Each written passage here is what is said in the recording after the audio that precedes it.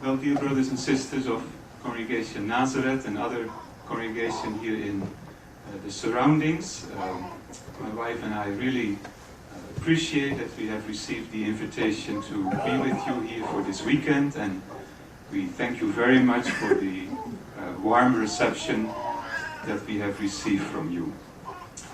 Now, tonight we would like to bring you back a couple of years in the 80s when we were serving as missionaries in the country of Suriname and Guyana, and tell you what happened during one of our assignments there. Well, to get us off at a good start, Suriname is not such a known country, but if you look at Venezuela, where they speak Spanish, you go to the right, the east, you have Guyana, where they speak English, Suriname, where they speak, among other languages, Dutch, and then you get French Guyana to the east, where they speak French, and then to the south you have Brazil, where Portuguese is spoken. So quite a few of different languages in that northern part of South America. Now, Suriname is about as big as the state of Florida, but only has a population of about 400,000 people. Most of the people living there are Hindus, more than 50%, and the other rest are so-called Christians. And interestingly, the most prominent church of Christendom is the Moravian church there. I understand that the history here of this area also is connected with the work of the Moravians. The country is covered for about 80% with rainforest. In fact, it is said that this is the country in the world with the largest amount of rainforest in proportion to the size of the country. So, for sure, there are many more animals than people living in Suriname. We were assigned to work in the western part of the country, and since it was a very isolated area, we had to make preparations to move there. And here we did our shopping for a couple of months and loading the Land Rover. And you really had to make sure that everything was with you, because no Walmarts, Key Food or whatever along the way, to do some supplementary shopping. Then, when everything was loaded in the car, there was one more thing to do, and that was to take those tablets on a weekly basis. These are tablets that can prevent you from contracting malaria, and so you have to be quite serious and consistent in doing that. So, if you all have swallowed your tablets now, fasten the seatbelts. There we go. Well, it's a lonely and dusty road, and you learn to drive in the middle of the road for obvious reasons. You don't want anybody to pass by. But fortunately, there is not too much traffic going on there. And then in the rainy season, it's completely different. Then it's muddy and very difficult to navigate. But the road cuts right through the rainforest, and once in a while you can just park your car along the road and get out and listen to the screeching macaws flying over, beautiful colored birds. You see the monkeys whistling and playing in the trees, and other animals crossing the road. It's certainly peaceful and impressive to be able to enjoy Jehovah's creation there. After about 8 to 10 hours, we come to our destination. You see there the river, which is the Quarantine River, the border river between Suriname and Guyana. So across the river is Guyana. And there the clearance in the forest is a little town called Apura. And the Suriname government started this town because they wanted to develop that part of the country, but since the population wasn't too enthused about it, it became like a dead town. But the houses were built already, and we were able to rent one of these houses there. Now here we are at the end of the trip. these are the houses in the village, but you see that we were able to get a very, very fine house in comparison, and that's where we set up to start our new assignment. We thought this would be a good place because under the house there is room enough. If people indeed show interest, we could start perhaps a little book study group there, or even convert it into a kingdom hall if ever this would come true. Well, that was a long first day, so why don't we go to sleep around 7, 7:15, 7:30 the sun goes down, and in the tropics it doesn't take much time to make everything completely dark, and most people go to bed when the sun goes down, and before the sun gets up they rise again. Now, we'd like to take you now on a little walking tour through this village to see how people make a living there. And most of the activities all surround the river, which is really the lifeline for living in that part of the rainforest. So in the morning, everybody got up and walked down to the river to take a bath. Here you see some of the children getting ready to go to school. Then in front of the huts they prepare breakfast, usually some pieces of manioc or cassava bread, maybe some pieces of fish, and they like tea. And as you can see, they like black tea, and that's how they start with their day. Then after a good solid breakfast, then everybody starts with a different activity. So let's see what they're doing there. Well, these elderly men have a very interesting job. They're making canoes, and after they have selected a solid, straight tree in the forest, they drag it toward the riverside, and then they start with their axes to hollow out the tree, and then they come all the way to the end of the trunk. It's a very hard work, and it requires lots of skills, and that's why it's usually the older folks who are doing this work. They have the experience to make it into a good boat. Then when they have reached the end, they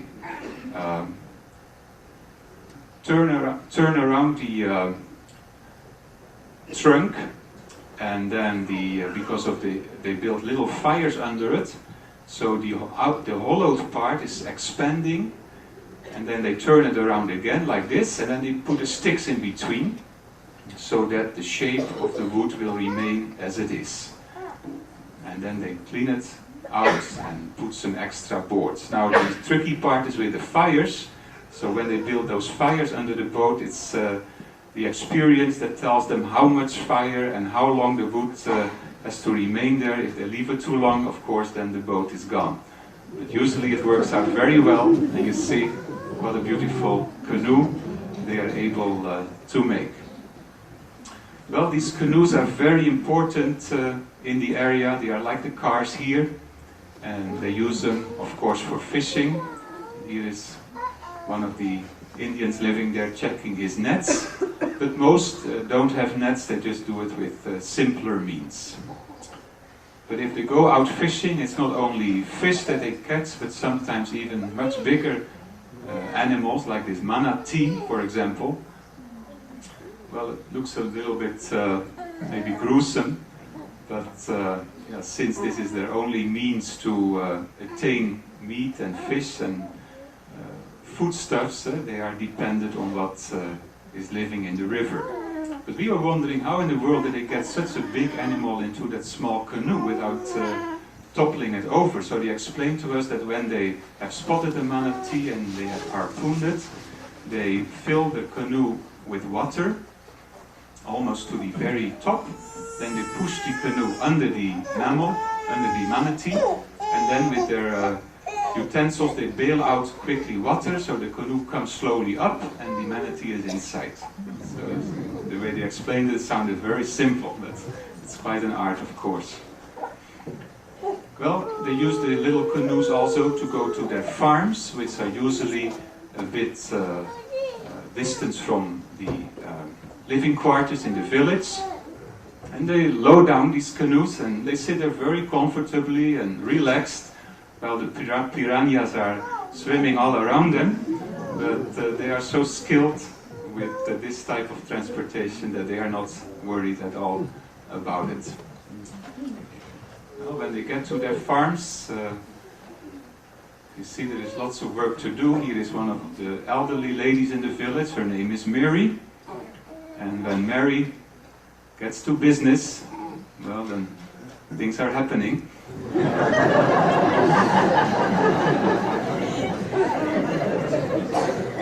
Well, Mary got a little help from her children and grandchildren and grandchildren, great-grandchildren. But that's the way they do the farming. So they clear a piece like this, and then between the stumps they plant banana trees, corn, cassava roots, sometimes pineapples. And then they can use a plot like this for about 2 to 3 years, because the topsoil of the rainforest is very fertile. But then, of course, during the rainy season, things start to happen. Normally the raindrops would fall on the leaves, and the leaves break the speed of the raindrops, and the rain slowly goes down along the tree trunks into the soil. But now the trees are gone, so the rain comes with a great speed against the soil, and because of the speed of the rain, the soil is just carried away into the river, and after 2-3 years they cannot grow anything. So what they do is they move on and they open a new piece of forest. Well, of course, on a small scale basis this is no problem, but nowadays you have big companies who do this on a large scale basis, and this is really causing huge ecological problems in that part of the world. Well, here we have David and Elaine. They're returning from their farm. So David has his basket with cassava roots or manioc roots, and then Elaine brings the firewood to start a fire to make cassava bread from those roots. But it's quite a laborious process. First they start to peel the roots. After that is done, it's put into this container, and then it is smashed, and the men usually help in doing that part of the work. And then the pulverized cassava root is pushed into this other container made of straw, and then the stick is inserted at the bottom, and then with the weight of her body, Elaine is pressing this container, stretching it so that all the juice of the cassava roots drip into this bucket. Now, the juice is used to make drinks, and one of the drinks is called bambali, and just the sounds by itself shows you already what effect it has. It's an alcoholic drink, and indeed the people bambaloo a lot after that. So that's, and they do it large scale. They pour a canoe, or they take a canoe and fill it up with bambali, and then they sit around, of course, quite a few people from the village, and then they have a hollow coconut, have a coconut, and they use it as a bowl, and that bowl goes from person to person, and they usually stay around until the canoe is dry. So, sad to say, alcoholism is really a problem there for many people, and was for some of those who started the Bible study quite a huge battle to get it under control. Well, Elaine stayed sober though, and yes, she is putting her cassava flour into another sieve-like instrument. She's pushing it through the sieve, and now it's about ready to be baked. She's spreading it out on a big iron plate, nicely like a pizza, and really it's a nice piece of cassava bread. Now, it doesn't have much taste, but usually they eat it with salted fish and other spicy food, so then it is bearable to eat. Now, you can see this is all time-consuming work, and that was one of the things that surprised us when we started to preach there. We were thinking, well, now we are so far from civilization, so-called civilization, people will have time enough to listen, but even there, people often would say, well, I like to talk about the Bible, but I just don't have the time. I have to work to make a living. Well, some other girls and women start to do the laundry. Here is an Maytag Amazonian style. Simple kind of washing machine, but it's the one that never breaks down. And after beating up the laundry for a good time, somehow it survives and it's even clean. And sometimes we were watching that and it reminded us of Bible times. People must have done the laundry in a way like this too. And then when you read what the Apostle John says, that we have to, that a great crowd wash their robes white, then he must have had something like this in mind. So washing our robes white is something that takes effort. Sometimes we have to give ourselves a beating to get that white color and become indeed white enough to be accepted by Jehovah God. Well, here is David. He is not concerned with laundry, but he is concerned with hunting. And he is showing some of the arrows he uses to make sure his family has enough food to eat.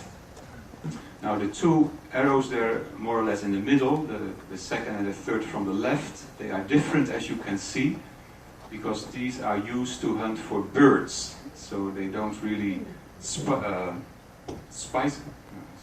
the birds, but they just knock them off and they fall down out of the trees. Now many times it happens that they go hunting and they take some for food, but sometimes they may shoot a bird or a mammal that has babies. And what do? Well, they often bring these small animals with them to the village, and they don't kill them, but they give them to their children, much like toys, and they grow up together with the children. They become part of the family. They eat the same breakfast and dinner and supper, and they talk in the same language, and it's really adorable to watch. So when you walk through the village, you really get a treat when you see all these different animals around the house. They're buddies, and it seems that the animals have similar feelings to them. They look very relaxed and enjoy to be part of the family. This little fellow has a coati. These are curious animals. Often when we went from hut to hut, we see them, and when something is cooking up in the kitchen, they will stick their long nose under the in the pan, checking what's coming up for lunch, and they're really adorable. This is a small animal called a konkoni, and the boys seem to enjoy its company as well. Now, this is one of the the biggest mammal in South America when it is grown up. This is a tapir.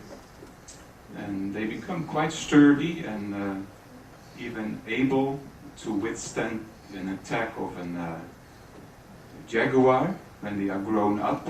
They are very streamlined bodies, and it is said when a jaguar jumps on their back, these animals run under the trees and they look for a tree with a low branch. They run under the low branch, and the jaguar is just at the wrong place. The branch takes care of him. But when they walk around, these little guys, they sure remind you of walking watermelons.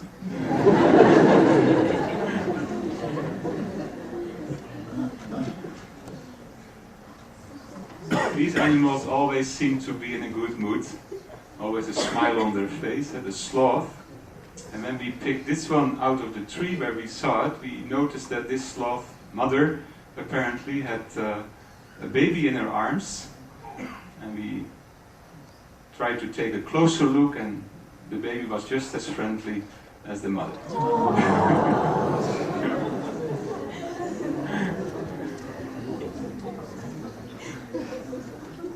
Yeah, when you stroke the fur, it's just like air. It's very, very soft, and when they hang in a tree, it's amazing. They get vegetation growing on their skin or on their fur because they move hardly. So they just become like part of the tree.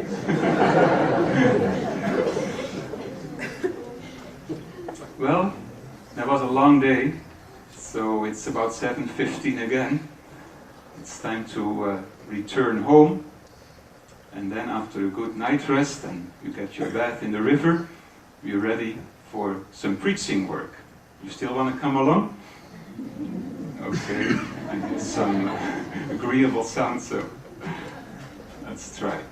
In the morning, in the rainforest, you often see the dew, and this is very refreshing. Everything looks so dark green and really pleasant to start a day like that.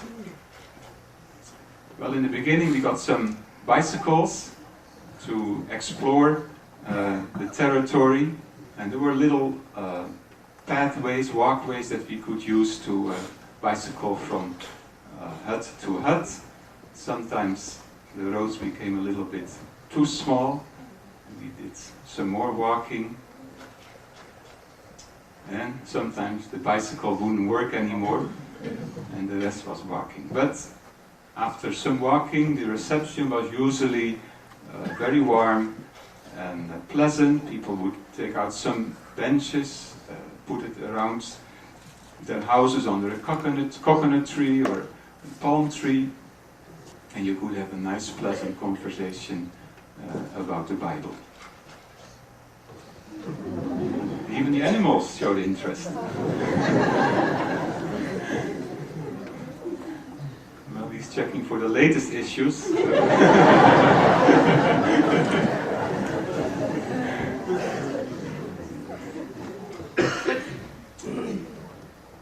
Well, when we started studying, we noticed that we had to take our time. Usually 1 hour was not enough to cover the basics, so sometimes we took much longer and read a few scriptures slowly. Often we had to stay longer and longer to explain a little bit more, too deep into the evening.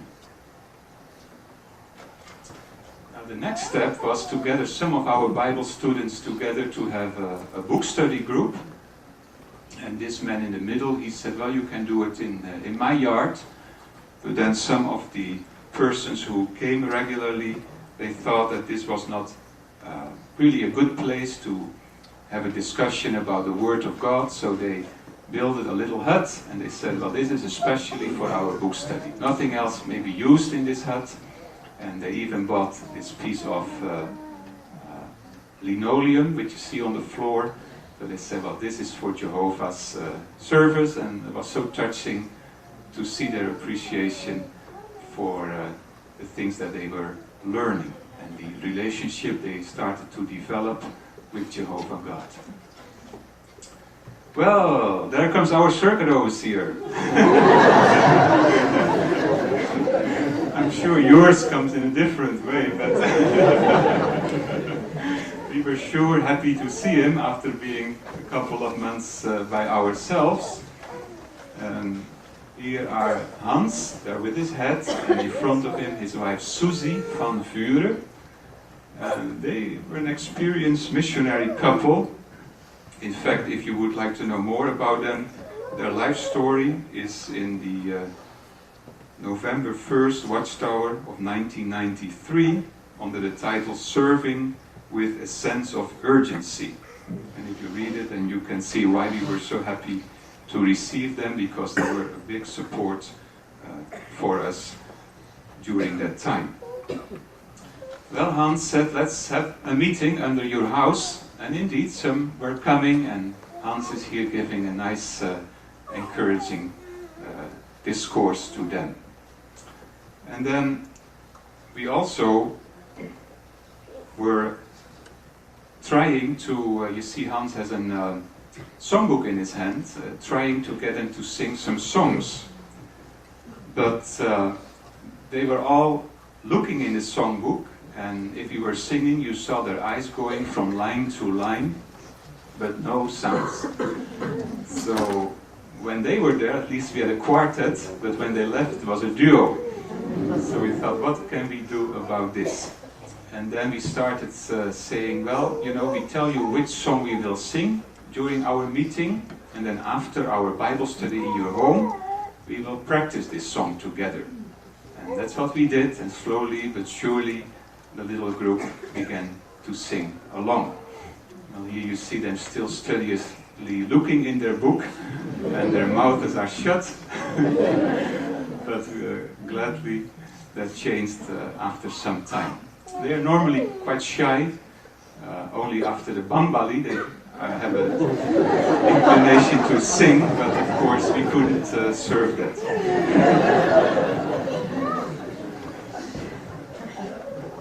Oh, too bad, Hans and Susie are leaving again. Goodbye, and we will see you again at your next visit to our small group. It sure was a happy week, and we thank them for their warm encouragement that they had given. Well, Hans had said, well, you should try with a memorial to make an all-out effort and get people from the village to know about it, and make some arrangement under your house and see what Jehovah will provide. So we got busy making benches and more benches and more benches. We thought, well, maybe we're a bit too positive, but who knows? So everything was set up for the memorial celebration. Well, the day came and the sun went down. We had invited as many people as possible, and when the memorial meeting started, we were thrilled. 169 persons from the village showed up, and we had a wonderful time. Now, of course, we were a bit concerned. So here we were, just came, my wife and myself, as baptized witnesses. A whole group of people knowing little about Jehovah yet. They knew about memorial celebrations in other churches, so we thought, what is going to happen when we pass the bread and the wine? They may all think, well, this is it. We should show our appreciation and take a bite. So we talked about it with one of our Bible students, an elderly man, explained our problem, and he says, well, I understand, but no, I'll take care of that. Let me give the bread and the wine from row to row, and then things will work out well. So we felt a little bit relieved, but still were wondering what was he going to do. So when this elderly person, we call him Uncle Bar, got up with the plate with bread, he went to the first row and he gave it to the first one, and he said in a dark, low, loud voice, "Pass it on." With a frightened look on their faces, that's what they did. So it worked out very well that evening. No partakers. I also like to tell you about this gentleman here in the front of the picture with the white shirt. After the meeting, with the glasses there, after the meeting he came up to me and he said, well, I'm one of your brothers. My name is Rudolf. Well, we were taken aback. How is this possible? And he said, well, I'm from another village, Oriala, in Guyana. And I'm a witness, but inactive. I'm all by myself there. I need help. Please come to my village and help me to get started again. He said, I came here with a canoe full of other villagers. We paddled to come here, and we're going back again, but please visit us. Well, we said, Rudolf, we certainly would like to, but at the moment we're kind of busy here. We have no time. We just started with this group here. We have no time to come now to Guyana, but who knows what happens in the future. So Rudolf and his little group went away after the memorial. Now the next step, field service. Well, two of our students wrote a letter to their priest telling that they didn't want to belong to the church anymore and that they wanted to pursue becoming one of Jehovah's servants. And after they wrote the letters, we invited them to come with us in the preaching work. So here we go with our two new publishers, one in the front, one in the back, and Kay in the middle, the captain. Well, it's good that the others knew how to pedal and how to navigate, because we had to learn a lot as far as that is concerned, but it was a wonderful way to preach. In fact, those two pedals that the Bible student in the front, Linda, and Uncle Bar, that was the one from Pass It On, as in his hand. When we left, they gave those pedals to us also as a present. And now in Brooklyn, I have them in my office. Sometimes I look at them and say, well, how was it possible? What am I doing here? But it was a wonderful time. Then, after we started with these two publishers in the preaching work, a new step would be taken. The time for a circuit assembly. Well, none of our students were baptized yet, so this would mean that we would organize a circuit assembly with all interested persons. So we started to divide the different departments, and just as in another assembly organization, we gave several a task to do. And here we have Justice. He is in the construction department, so he would take care of constructing a kitchen, hut, and other things around the house that we could use during the circuit assembly. So he is looking around at some trees that he could use to cut, so that we can use the leaves to build a roof and the trunks to build some pillars. Some other students who started to collect the leaves that would be useful to make a roof. Then they were carried out of the forest, and then at the clearing we would load them onto the car and bring them to our house. And there we would start splitting the leaves and then braiding them together. And they're very skilled in this work. In fact, this gentleman, Clarence, he was telling us that if we braid it in a proper way, it will be 5 years waterproof. Really, these roofs are amazing. Then the beams went up, started with A, B, C, and before you knew, the hut was taking shape. And here the last hand is laid. And it's really amazing what they can do with all the materials that they find in the forest. No modern equipment is used, and it is all tied together nicely, and a beautiful building arises. Well, here we have the food department working. One day meal was already guaranteed with this fish. But you never know how many come to the circuit assembly, so it's good to have another fish. And some may not like fish. How about pingo or wild hog? So it was quite an undertaking, because you can hardly plan these things, when to catch a pingo and when to catch a fish. They are not concerned about circuit assemblies, these animals I mean. So they don't know when to be caught.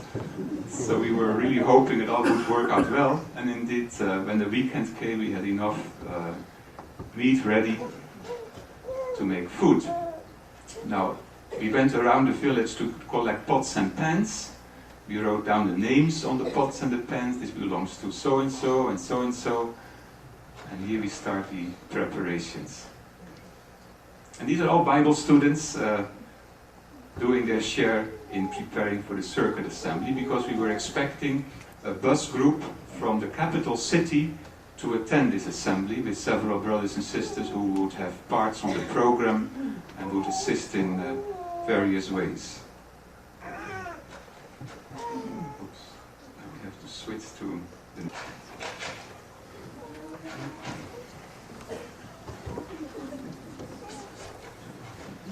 Yes, there they come, in the bus.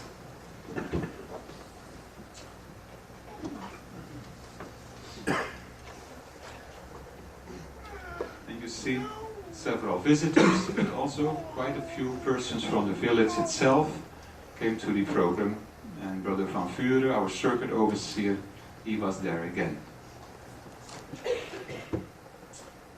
Well, here look into the kitchen department. They have these cassava roots there that they are washing and making the famous cassava bread. And after the program, quite a crowd, and the word went out in the whole village that there was a nice circuit assembly with good food.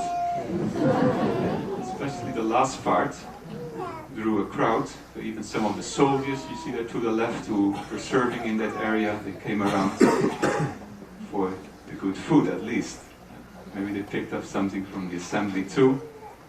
But we had a nice, wonderful time. And just the idea that this was the first time in human history that a circuit assembly was being held, that a memorial service had been held in that part of the world, really warmed our hearts. We thank Jehovah that we could have a part in this and see this happening. Really a miracle happening before our eyes. Jehovah's Spirit at work. We try to teach them some theocratic order too. Line starts here. You see, it even worked a bit. And in the evening, they lingered around and stayed around talking. It was just like any other gathering of Jehovah's people. It's just amazing how Jehovah's Spirit promotes a happy bond and a cheerful atmosphere among the witnesses and those trying to serve Him. Well, at the end of the circuit assembly, the visitors from the city took a nice bath in the river, and then it was time again for them to return to the capital city, and many of the visiting sisters were very moved by what they had seen that weekend, and we were all choked up when they left again, and they said it really had been wonderful for them to see how this whole assembly was organized by interested ones. None of them are baptized witness yet, but it seemed as if they had done it for years. So it was heartwarming for us to hear these fine comments. Well, then it became time for another step forward, and that was preparing to go with the group to the district convention in the capital city. To do that, of course, funds were needed, because we had to make a boat trip and a bus trip. So we discussed with our Bible students that maybe they could try to do some extra work, show some initiative to earn some extra money, so that we all could pitch in paying for the boat and the bus. And this oil drum was used as a means of earning some money, because it became a stove to bake bread. And here Elaine, one of our Bible students, see us baking her bread, and then later they would go around in the village to sell it, and some of the profits they would set aside in order to prepare for the trip to the capital city. You see, although the drums don't look like much, the bread certainly looks nicely. It all tasted a bit smoky, but that was kind of different anyway, smoky bread. And most of the people seemed to like it. She sold it like hot bread.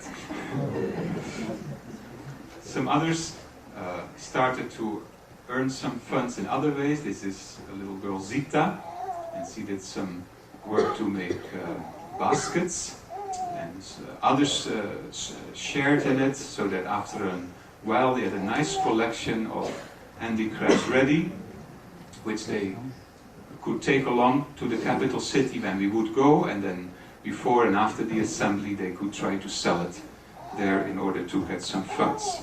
So that was heartwarming too, to see that they were showing appreciation for the trip by working hard to be able to go.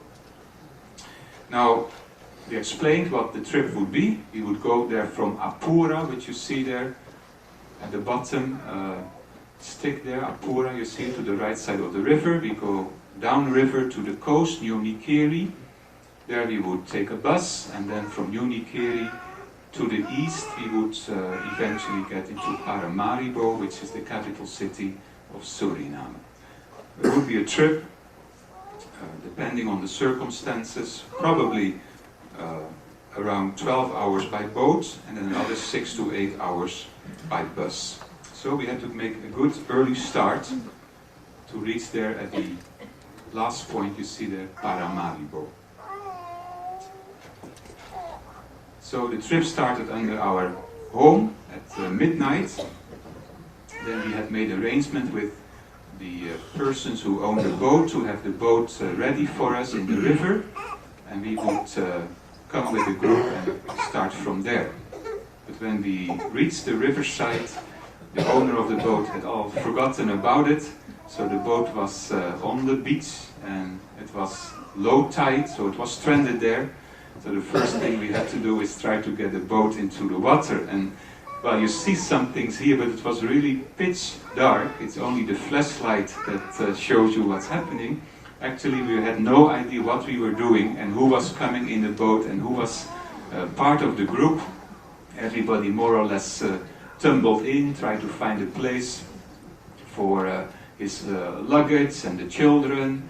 And then later, when the sun came up and we took account, well, we were really surprised that we had a wonderful group. 55 in total went with us downstream, heading for the assembly. Well, the trip is kind of long, so you want to take a siesta, a little snooze, while the boat is going slowly. And then some showers may come, so you try to stay dry as much as possible. But if it doesn't work, if you get wet, nothing to worry about. The sun comes back again, and you continue, sun-dried laundry. But eventually we reached the point where the bus would pick us up, and after about 19 hours we reached the Kingdom Hall in the capital city, and there the local brothers and sisters received us, and they made sure that all our Bible students were received lodging in their homes. And this was really an eye-opener for most of them. Some of them had never been in the capital city, and all of them had never met other witnesses besides the circuit overseer and his wife and the two of us. So now they started to see a bit that Jehovah's organization was much more than just a village affair, and that many more persons would be their future brothers and sisters. Well, one of the highlights during the assembly was to see that some of our students stood up and the baptism questions or the baptism talk was delivered, and they answered the 2 questions and got ready for baptism. We were especially happy to see this gentleman, Justus. Remember, he was the head of the construction department. Well, he got baptized there and he turned into a wonderful helper, really capable assistant for us there in continuing the work in that part of Suriname and Guyana. After the assembly, they all went shopping. The problem was that we would return with the same boat, and it was filled already when we came, so we wondered how in the world are we ever to go back. But somehow it all fitted again. The boatsman discovered a last-minute hole there. He's trying to repair that. But glad to say we all received safely again in Apura. Well, you remember at that memorial we talked about Rudolf, and he explained that he lived in Oriala. You see that at the other side of the river. And of course, after he had asked us to come and help him, we always have been thinking about him, and when this group in Apura had settled down a bit and became a bit more mature, when Justus was able to help us a little bit with the meetings, we decided to start visiting Oriala as well. So we told Justus, well, Justus, you do the meetings, for example, the Theocratic Ministry School, you be the overseer, and then you give the comment, you know how I usually do it, so just imitate me, it will work out well. And Justus did, and when we came back from the first trip, we were of course curious to hear. We said, well, Justus, how did it go, the Theocratic Ministry School? He said, well, no, not too bad, but I gave a talk and I didn't give myself a G. I have to keep working on this point.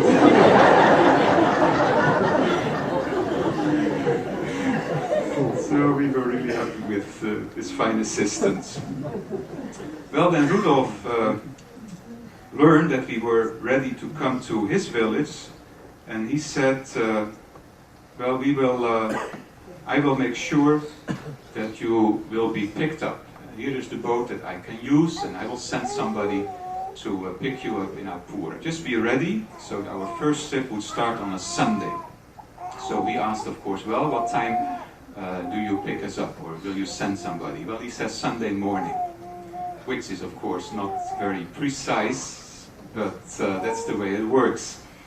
So they don't go so much by the time, but more by the tide. So whenever the tide is favorable, they go upriver, and when the tide goes down, they go downriver. And whether it is 10 o'clock or 12 o'clock, well, that's a trivial matter. But anyway, we were sitting alongside the river. Well, first we had to get our stuff ready. So here we have our mattresses and some food, because we went into the unknown. We didn't know where to stay and how much food would be available in Guyana, in that Indian village there. So we brought our stuff to the river, little trips with the bicycle, and here, finally, the boat arrived. It took a long time, many hours of waiting. In fact, my wife learned to crochet during our assignment there. But we were happy that the boat finally arrived. And there we go. It's a trip for about 2 hours with an outboard engine, if everything goes well. But of course, not everything goes well all the time. This time it didn't go well. The engine failed. They looked around for the pedals, realized they had forgotten to bring some. Nothing to worry. A board was ripped from the boat somewhere. I don't know. They know where to rip, because the boat continued. And paddling, we went to Oriala. And here we see the little village of Oriala. And here is Rudolf, happy that we made the trip. So Rudolf, where are we staying? We wondered. Where do we spend the night? Well, said Rudolf, I have an old friend here, and he used to have a store, but the store isn't working and functioning anymore, so you may use his house. And this is the gentleman who owns the house. The gentleman said the name of the store is Coconut Grove, but after we spent some time in the house, we called it Coconut Stove. So we start to explore, setting up the kitchen here, and then we wondered about the bathroom, and we discovered that it was an airy affair, which had its advantages, because it had no lock. So when you were in the bathroom and someone was approaching, and it was just a matter of sticking your foot through the hole in the wall, and everybody knew it was occupied.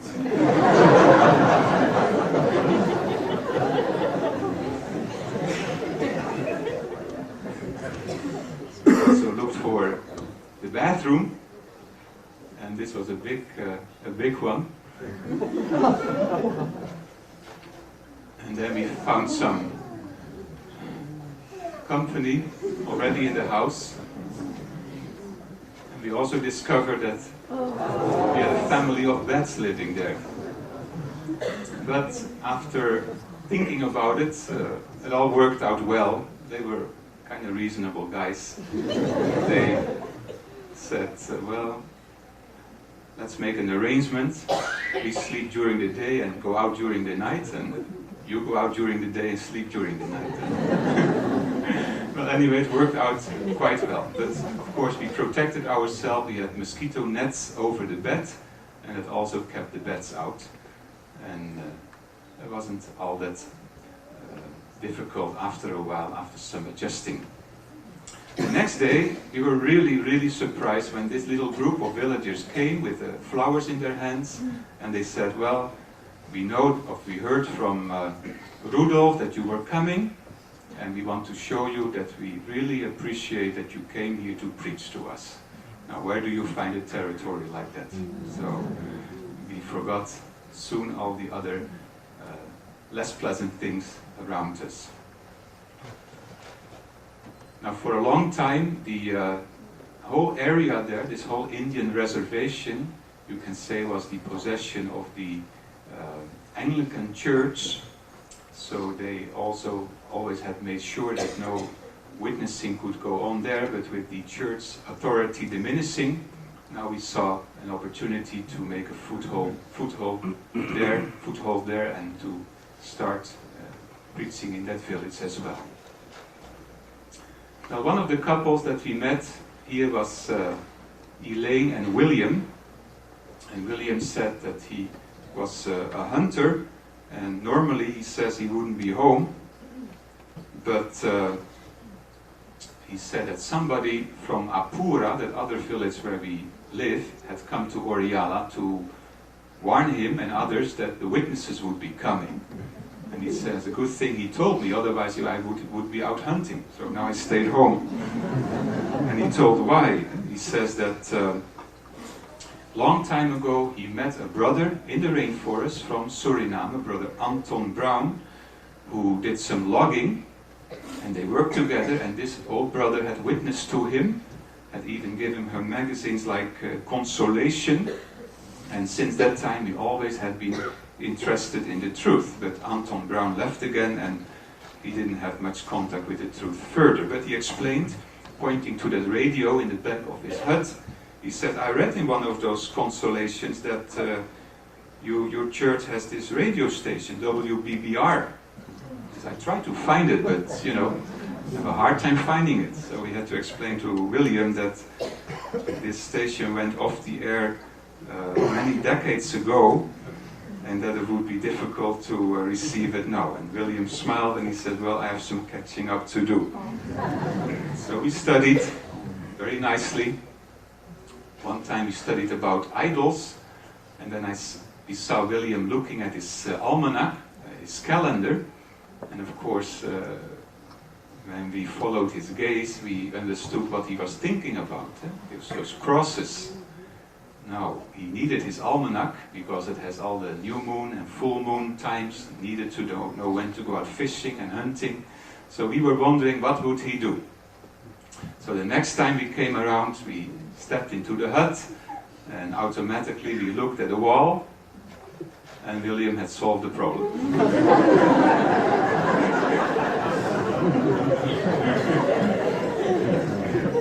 Still an almanac, but cross-free. Well, of course, when our calendars became available, the whole problem was solved.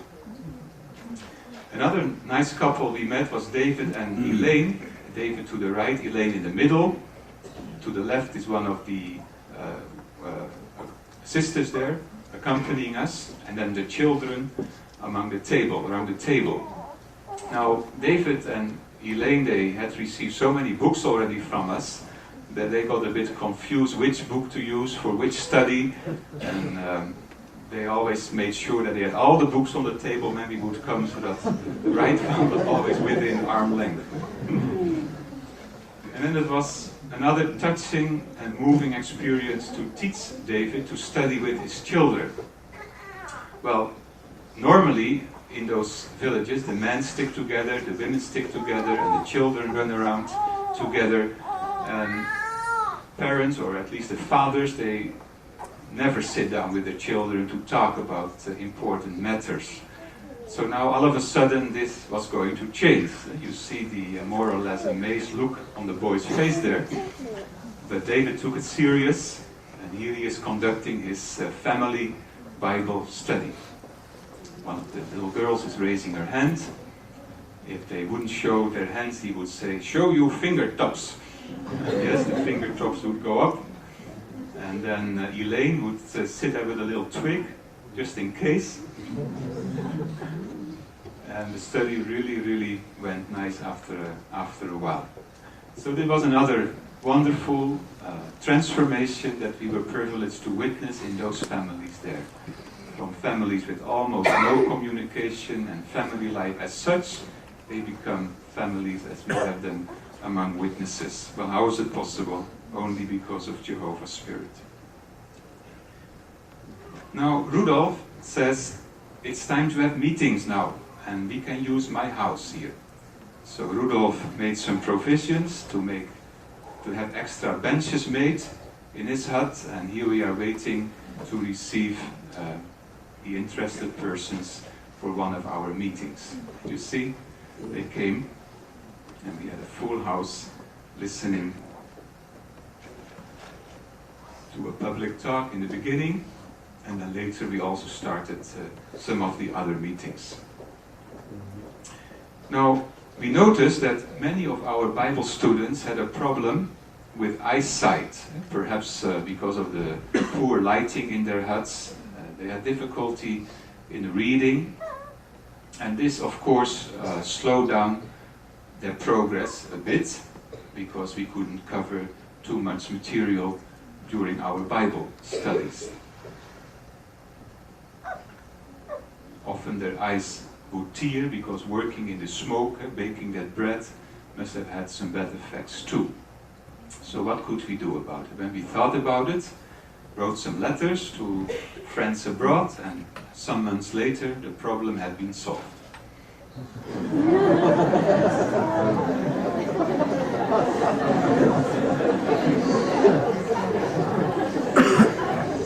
So we received some cartons with glasses from different countries, and then we laid them out on the table, and a big Bible, and they lined up and they tried out the glasses that fitted the best, and they mostly far-sighted, and they picked out a nice pair, and this really helped them to see the truth much clearer and to make progress. Well, Rudolf is back again on the road in field service. And he was very happy that the village became spiritually alive again, and he received the strength indeed to continue with the preaching work which he had stopped many years ago. One of the school teachers also began to study, and he even put one of the calendars of the society right in his classroom, so that all the students were aware of the year text of that year. This teacher also suggested that we could perhaps use the school building to have our first memorial in Oriala. Well, he talked it over with the principal, and it was all agreed upon. And we would clean some of the classrooms and then arrange the benches and then have the memorial there. So we started early that morning to go from hut to hut in the village, inviting everyone for the memorial of that evening. Then we put down the benches, and here the first of us are waiting. There you see Rudolf walking on the right. He was also anxious to see what would happening, and if his fellow villagers would show up for this important meeting. Well, when the time came, slowly but surely more and more arrived, and we had 180 in attendance. And what a thrill it was to know, first time in human history, in that village, the memorial of Christ's death was being remembered in the proper way. What a lovely night, and what a grateful hearts we had when we went to sleep that evening. Another event coming up, a circuit assembly in Nikeri. So this was the group for Oriala that would like to make the trip to their first circuit assembly. Well, you see there in the group Rudolf, there, the third from the left, not counting the baby, and then the man with the head is William, the hunter, who was looking for WBBR. And then a little to the right, a younger boy there, he was a school teacher, and some others who studied with us. And here we see, well, we have a nice chat going to Nikeri. Now William, the older hunter, he was especially happy to go to Nikeri because that was the city, little town, where Brother Anton Brown came from. And he was wondering if Anton Brown still was there and if he would recognize him. Well, we knew that Brother Anton Brown was still there, an elderly brother there, very fine, zealous and steady pillar in the congregation. And we were very, very anxious to look forward to their meeting. And indeed, when William and Brother Anton Brown met again, it was such a touching event when they shared their stories for decades and decades ago, how Anton Brown placed the Consolation magazine with William. In fact, William didn't only buy a new hat for the occasion, he also bought new rubber slippers. Normally he would walk barefoot, but we said, well, maybe for the assembly, William, why don't you do something about it and get some slippers? And he did. During the assembly, he was walking a bit awkwardly on the rubber slippers. And then after the assembly was over, we saw William with the slippers under his arm, happily walking to the boat again, barefooted. But it was a warm assembly. Wonderful time. Well, back in Oriala, all these students were ready now for field service. So one thing was still lacking, and that was fan mail to the priest. And there they have their letters ready for the priest, telling them that they would stop attending church and had decided to become one of Jehovah's Witnesses. And here, a little group goes out in the preaching work in Oriala.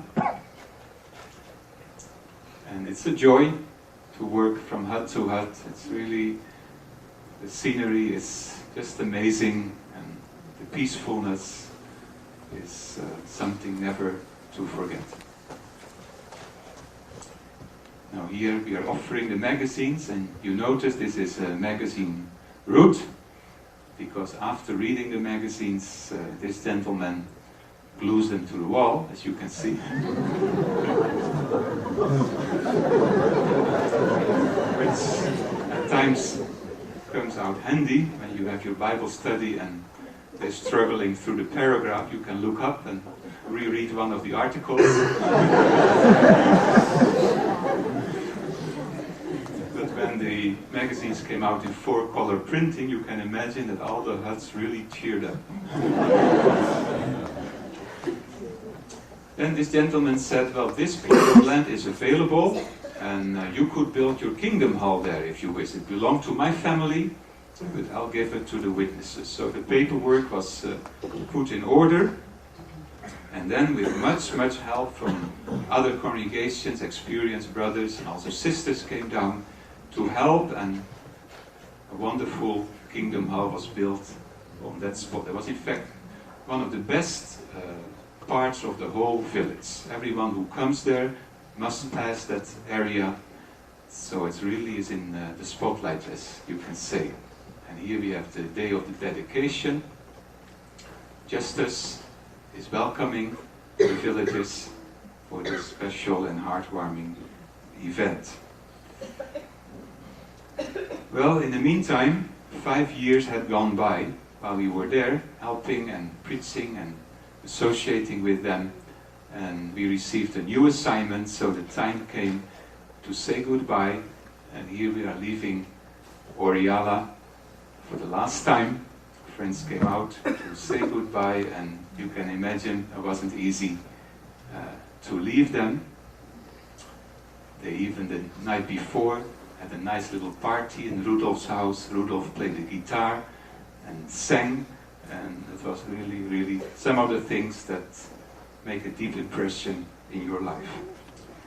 What helped though to take away the sadness was Justice, because Justice was appointed as special pioneer, in fact the first special pioneer among the Amur Indians there.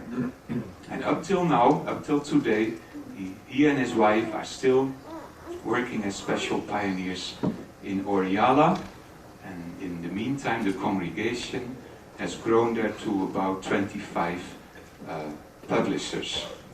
Back in Apura, where we had our home base, we also came to the point that an official congregation would be established. So here we are fixing the Kingdom Hall sign, and what a joy was it to plant it there and to leave that as a visible token that Jehovah's worship had been established in Apura as well as Oriala.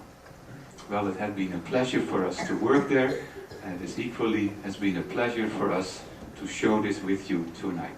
Thank you very much.